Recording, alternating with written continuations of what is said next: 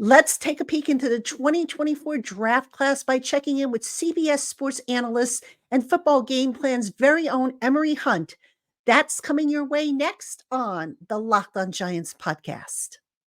You are Locked On Giants, your daily New York Giants podcast, part of the Locked On Podcast Network, your team every day.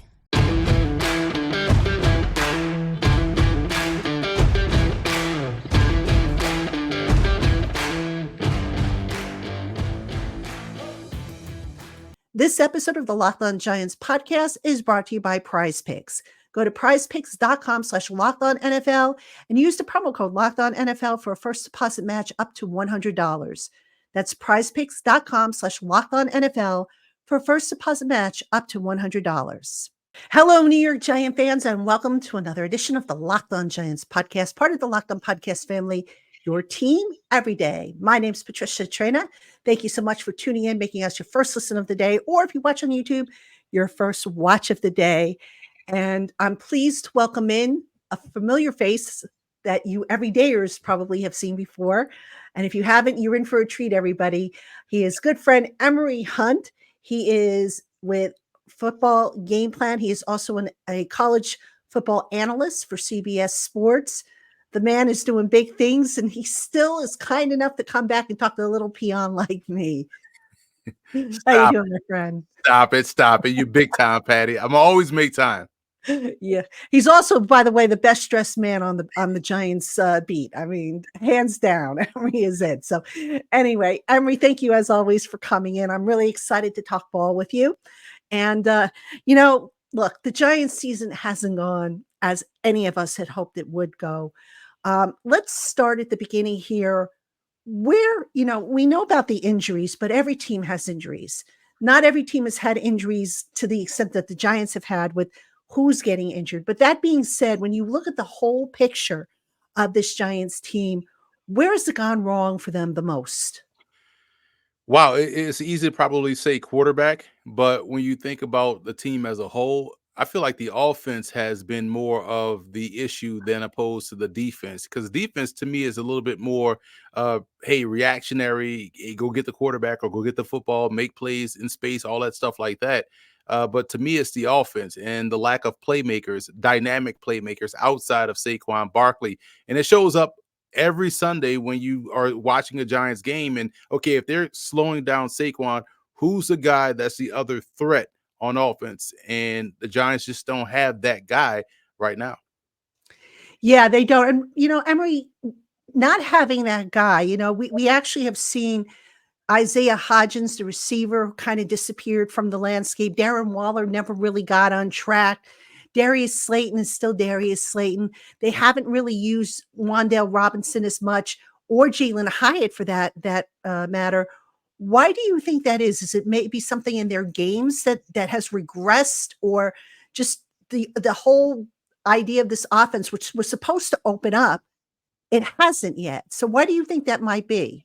It really stems from the quarterback position, if we're being completely fair and honest. And the reason why I say that is because he controls who gets the football. And if the coaching staff doesn't truly trust their quarterback to make those plays, they won't call those plays to get those guys the ball. And we know the receiver position is a position where it's not like running back where you can kind of dictate the touches. Hey, we're just going to call a run play here to get this guy going.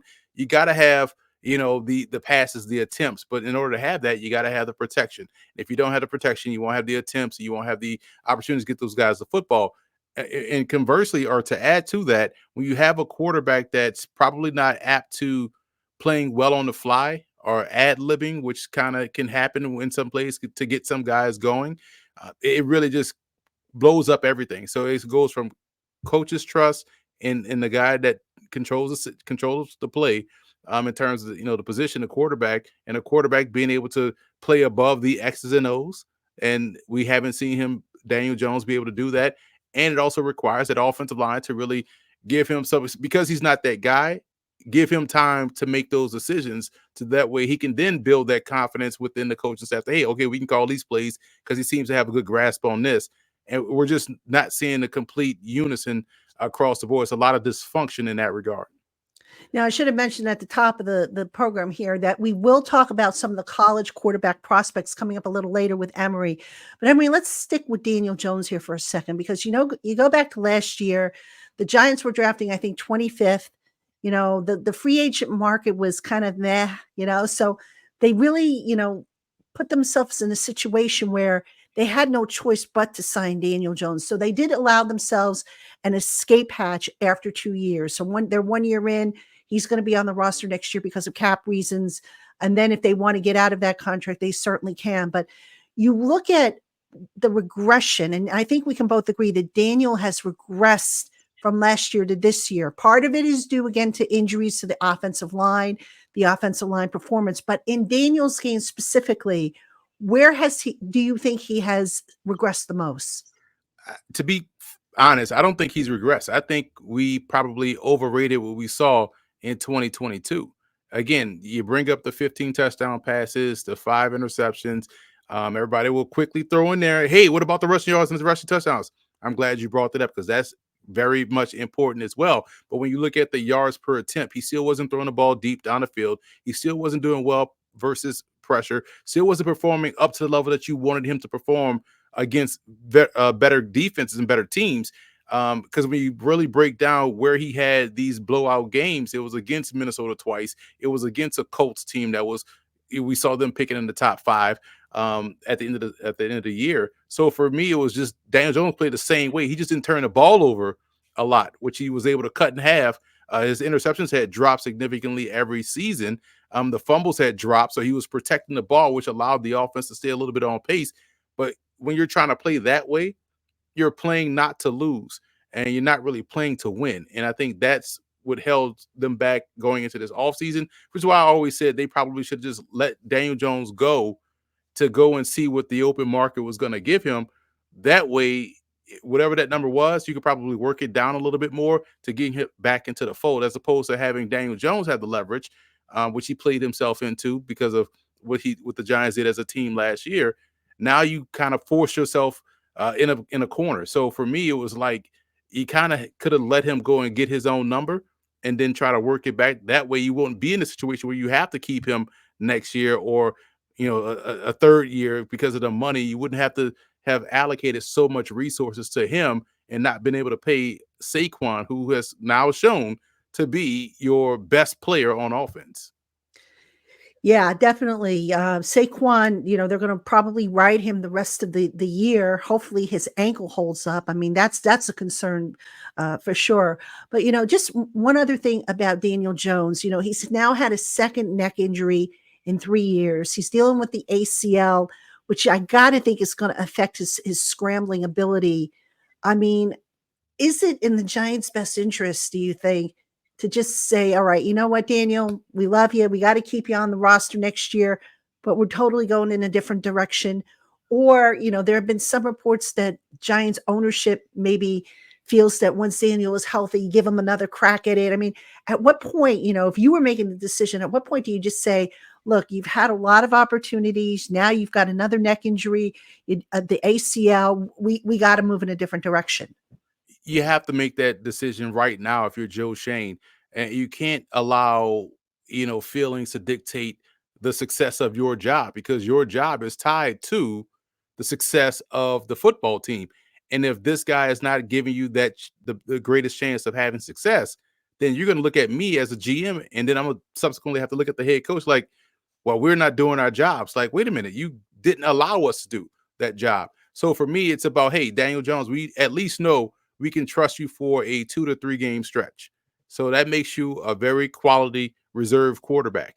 And I feel like that's the transition he's going to have to make. We saw them do this with Eli and Daniel Jones. And so now is that time, because Daniel Jones hadn't played above that level, to where you kind of have to be honest with yourself, get you a guy that can be dynamic, get you a guy that can help play above the X's and O's, that can expand the offense, that it has the ability to throw the football deep with some consistency and some accuracy, and also still has the athleticism and whatnot.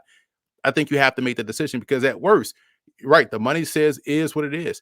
He's going to be your highly paid reserve quarterback, which is fine, because if your starter goes down, you can trust Daniel Jones to go in there and play well for a 2 to 3 game stretch. It's the elongated season to where you have questions about is he or is he not the guy? But in a 2 to 3 game stretch, I would want him as my QB2.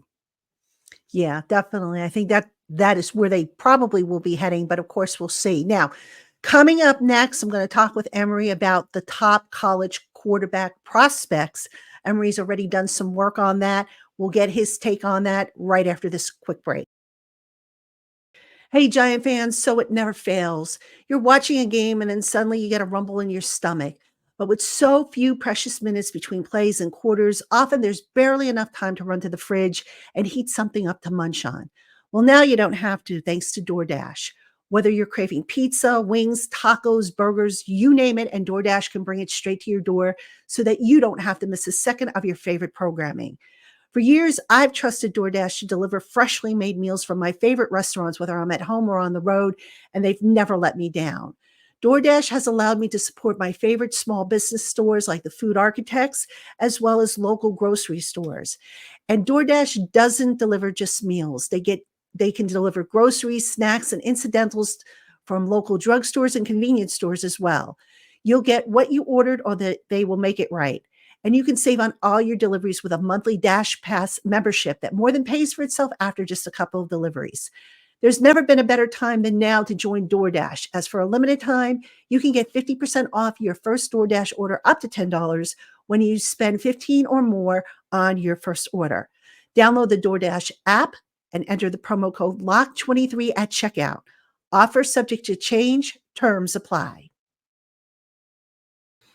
Hey, Giant fans, if you're looking for a fun and different way to play fantasy football this season, you need to check out Prize Picks. Just pick 2 or more players, predict their stats, and sit back and see how they perform. It takes less than 60 seconds to make an entry, and best of all, you can turn a few bucks into some nice cash with the right projections. Prize Picks is the #1 daily fantasy sports app, known for its quick withdrawals, easy gameplay, and wide selection of players and stat types. And they offer weekly promotions that can lead to big payouts, like Taco Tuesday, when every Tuesday Prize Picks discounts select player projections. And they offer weekly promotions that can lead to big payouts, like Taco Tuesday, when every Tuesday Prize Picks discounts select player projections up to 25% to provide even more value. So what are you waiting for? Go to prizepicks.com/LockedOnNFL and use the promo code LockedOnNFL for a first deposit match up to $100. That's prizepicks.com/LockedOnNFL, and that promo code is LockedOnNFL for your first deposit match up to $100. Prize Picks, daily fantasy sports made easy. All right, everybody, welcome back to the Locked On Giants podcast. I'm your host, Patricia Traina. My special guest is Emory Hunt, the czar of the playbook over at Football Gameplan. He is on CBS Sports. He does play-by-play.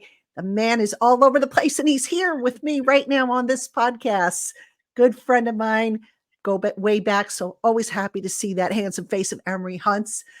Emory, let's talk about the college quarterback class, if we could here. The top 2 names, Caleb Williams and Drake May. What do you think separates the 2 of them at this point, and who is the better prospect at this point? Caleb Williams has the same grade I had on Deshaun Watson and Patrick Mahomes when they were coming out the 2017 class. So he is in the 90s. He is a 90 type guy, right? He's explosive. He's dynamic. He's able to, we talked about this in the first segment, playing above the X's and O's. Well, he's definitely done that. He has to do that every week at USC because they can't stop anybody. So it's good to see him do that and get that experience because he's playing exactly like how Patrick Mahomes played at Texas Tech, which is why I was such a big fan of his game. So he's far and above. I don't have Drake May as my QB2, but that doesn't mean Drake May isn't a solid quarterback. And I think the difference here is the type of throws Drake May makes under duress is not the same level as a Caleb Williams. But what I do like about Drake May is that he shows the athleticism. He's a very good athlete. He can take off and run if he needs to. He's also shown the ability to really thrive in that intermediate area of the field. What I want to see him do more is be a little bit more cognizant of pressure. Doesn't feel pressure at times, which worries me when you think about how quick pressure comes at the NFL level. So there's a significant gap for me between Caleb Williams and Drake May, but it doesn't necessarily mean if you miss out on those 2 or, if you don't get Caleb Williams, that you can't get a guy that you can trust and start. And I tweeted this out a couple of days ago. You can find starters all throughout the draft, including quarterbacks outside of the first round. So I feel like a lot of times fans get too married to the thought of you got to take a quarterback in the first round or you can't get a good quarterback. When we're seeing guys this year is the year to backup, right? We're seeing guys play well, keep their teams afloat, and we're seeing quarterbacks over time in recent history that have gone outside the first round that have had success. We saw Jalen Hurts' second round pick as more recent to go to the Super Bowl. So you can find good quarterbacks, and this is a really good, I know they say this every year, and I'm about to jump on the cliche, but this is a really good year for quarterbacks if the guys that I'm expecting to come out, because that's the other part of this whole equation with this extra year and this NIL. Guys are being 8-year, college football players. I ain't blaming them, but man, wrap it up. Let's go. Yeah. Now, two-part question here. You mentioned that Drake May isn't your number 2. Who is your number 2, and how many quarterbacks, based on the work that you have done, have first-round grades in this class? Well, that's a great question. Right now, and this is all depending on if he comes out, but I know we may not see him come out this year, which I'm not a big fan of. But Shedeur Sanders is my QB2. He is outstanding in terms of playing the position from the neck up. He's just like Joe Burrow in that regard. He's essentially a Joe Burrow clone in how he plays. But let's say he goes back. So that pushes up my QB3 into the QB2 spot, which is Jayden Daniels out of LSU. Big fan of him. And again, when you think about, and I tweeted this out back in October, people thought I was crazy. Then everybody suddenly watched the Florida game, and everybody came to what I was saying 2 months ago or a month ago. He runs with the football as elusive and as smooth as Lamar Jackson. When you're watching Jayden Daniels run, you're thinking there's no way he's gonna get out of this jam he's in, and he does. He really does a fantastic job of just controlling defenses with the angles he takes as a runner. And when he's throwing the football, dating back to his freshman season at Arizona State when they beat Oregon, he is able to work touchdown to check down. He has a deep ball accuracy. He's been able to put the ball where it needs to be and has shown what I think is one of the more important traits of playing a position is he has what I like to say, that dog in him in terms of, hey, we're backed up. We need you to go 99 yards to get a touchdown. Shedeur Sanders has that too. And they've shown it this year to drive the length of the field in a crucial situation at the end of the game to get game winning points or game time points. And that's the true mark of, can this guy handle NFL pressure, which is why I think Jayden Daniels would be a perfect, QB here. And he's my QB3, but now QB2 if Shedeur goes back. And to wrap up the top 5, I do have Jordan Travis, and people are not talking enough about Spencer Rattler out of South Carolina. He has a live arm. He has been battle tested. He is tough. He has shown maturity from the time he's gone from, what we saw from him at Last Chance U to Oklahoma to now at South Carolina. I like what I'm seeing. I thought he closed out last year rather well, and he has played this season rather well. They're just not winning a lot of games, but I think people are forgetting about Spencer Rattler. So that's another name to keep an eye on. Emory, knowing what we know about this Giants offense and how it's built, the philosophies and that sort of thing, and understanding that there is a possibility that maybe Mike Kafka might not be back next year if he gets a college job or if Brian Dable decides to go in a different direction. But that being said, you have your grades on the quarterbacks, but which of these quarterbacks potentially coming out or already, known to be in the draft, do you think would be the best fit for what Brian Dable likes to do on offense? We saw glimpses of it with Tyrod Taylor and what he likes to do, right? So when you use that as the backdrop, any one of those guys I named would be an ideal fit, which is why I wanted to stress earlier that if you don't get a guy in round 1, okay, that's fine. Maybe in round 2, you can get a guy, you can take a very productive position player in round 1. Yeah, you're gaming the draft a little bit, and you hope that the guy that you want, is going to be there in round 2, or you're going to have to work your way back into the first round, the back end to get a guy. But if you fall in love with a quarterback, get one. But I feel like any one of these quarterbacks has that I've graded. They have that ability to play above the X's and O's, do a great job in situational football, third down offense, backed up offense, 4-minute offense, in the game situations. They all excel there, and they have the requisite athleticism that you need to play in today's game. Emory, I have a theory, and I've been talking about this with a couple of other people, and I want to get your take on it. Everybody says the Giants have to fix the offensive line, which I think we can both agree they do. That being said, you're talking 5 guys. Well, all right, actually, maybe 3. Andrew Thomas is good. John Michael Schmitz is good. So maybe, you've got to address the other 3 spots. Very rarely can a team fix all its problems on a particular unit in one offseason. So that being said, if the Giants do go for another quarterback, do they need to maybe make sure that that quarterback, I don't know, processes faster or is a better fit for a developing offensive line? Because there's no way if they shake that line up next year, that line's going to need some time to gel. So do they need to maybe look at somebody at quarterback who can process a little quicker than Daniel Jones?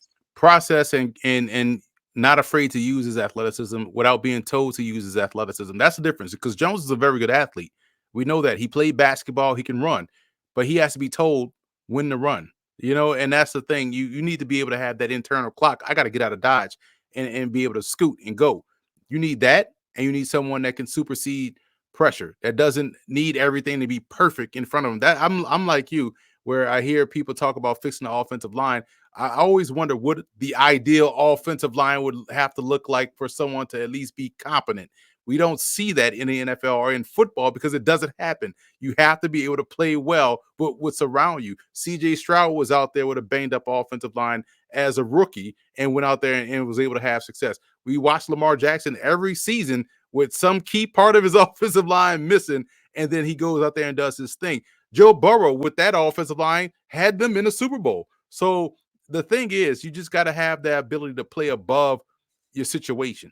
The great quarterbacks are able to do that. But if you have a guy that can also buy time with his legs, because think about it, we didn't hear anything about the offensive line when Tyrod Taylor was back there at quarterback. Why? Because he has good pocket mobility.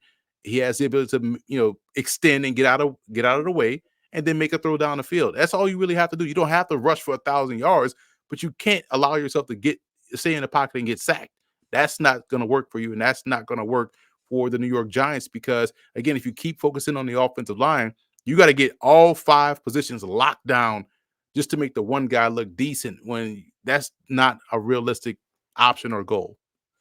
Yeah, it's a challenging goal, and I think the closest that they've had to having a, and I say this loosely because there's no such thing as a perfect offensive line, is you go back to the offensive line they had in 2007, 2008, 2009. That unit, when healthy, was about as good of an offensive line as they've had in recent years. And to try and replace those guys, especially considering they waited to start devoting premium picks to replenishing the talent. Now they've kind of set themselves back and they're still trying to make up for it years later. All right, coming up next, Emory and I are going to talk about round 2 potential quarterback prospects. We're also going to talk about some other areas on the Giants team that they really need to consider upgrading in the offseason. That's right after this. Hey, Giant fans, these days, every new potential hire can feel like a high-stakes wager for your small business. You want to be 100% certain that you have access to the best qualified candidates available, right? So that's why you have to check out LinkedIn Jobs. LinkedIn Jobs helps you find the right people for your team faster and for free. I myself have used LinkedIn Jobs to find aspiring writers for the Giants Country site that I run over on SI's Fan Nation. And the process is not only super easy, but a big time saver. Simply add your job and the purple hashtag hiring frame to your LinkedIn profile to spread the word that you're hiring. And simple tools like screening questions make it easy to focus on candidates with just the right skills and experience so that you can quickly prioritize who you like to hire and interview. Don't spend time sorting through endless resumes and dead-end leads. Put LinkedIn Jobs to work to you today for free by visiting linkedin.com/LockedOnNFL. Terms and conditions apply. All right, Giant fans, welcome back to Locked On Giants. I'm your host, Patricia Traina. My special guest is Emory Hunt of Football Gameplan of CBS Sports. Check out his work at Football Gameplan.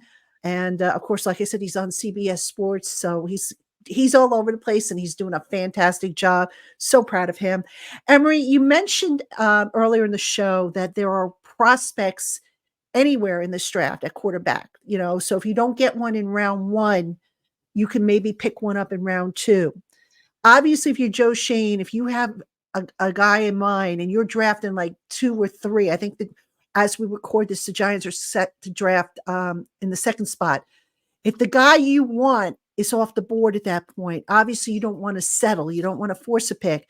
So let's play devil's advocate here. You're Joe Shane. The guy you want isn't on the board. What do you do in the first round? Do you trade down? Do you go at a different spot?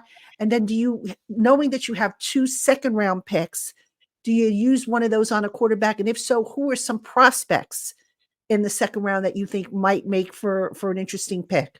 Oh, it's interesting when you think about it that way, Patty. When you talk about where you're picking in the top 5, it's about elite players. So if the quarterback that you feel as though you want it is gone at pick number 1, and you think there's a bunch of guys that are good players but not elite, you could win with good.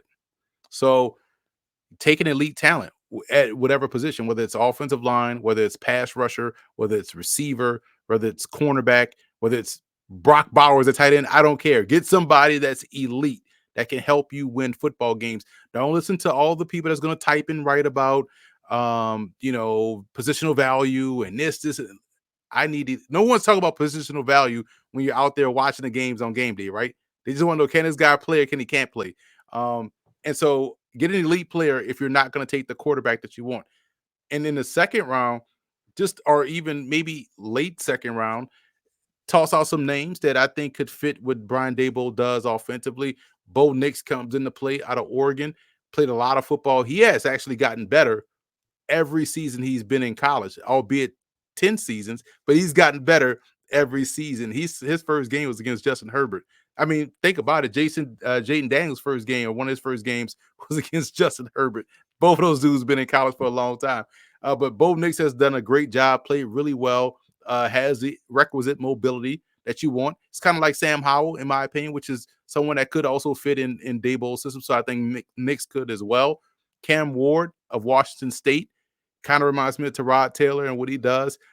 More like a point guard passer. He's going to keep it alive. He's going to scramble, shoot, and score. And he can also make every throw on the football field that you want. He can play above the X's and O's. Did so in Incarnate Word and transferred up and has done it for 2 seasons at Washington State. Michael Penix, another good one. Lefty.